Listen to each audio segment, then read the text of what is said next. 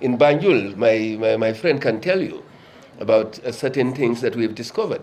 People sitting around the corner issuing some of these documents. These are practical cases that we've seen where you suspect that the document is fake or is backdated. It becomes a problem. No, I just wanted to come back to the issue of this issue of birth certificate, which is a very thorny one actually, especially where the birth certificates are backdated.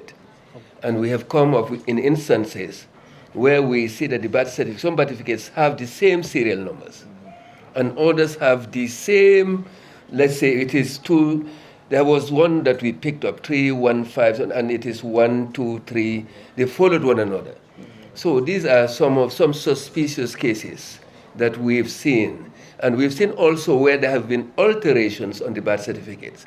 People trying to alter the birth certificates, and others, even the month was written in French.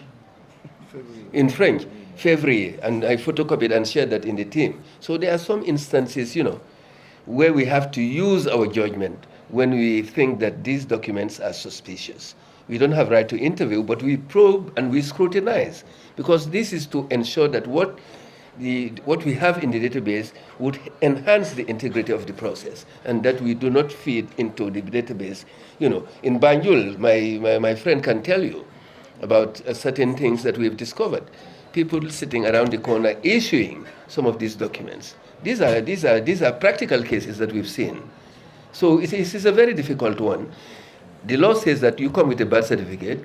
Okay, the birth certificate doesn't give you nationality, citizenship. That is also another issue you have to determine, because automatically it doesn't mean that when you have a birth certificate you are a Gambian, and we are only required to register Gambians. I think this is something that escapes us as a commission, that we could have come up with a regulation to regulate, just as we've done with the attestation. And that is where integrity is important. And we've seen it also. I went to Fajikunda Mosque.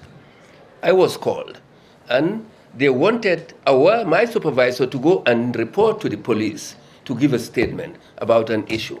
And I was very clear. I said that she would not report. That is not our business.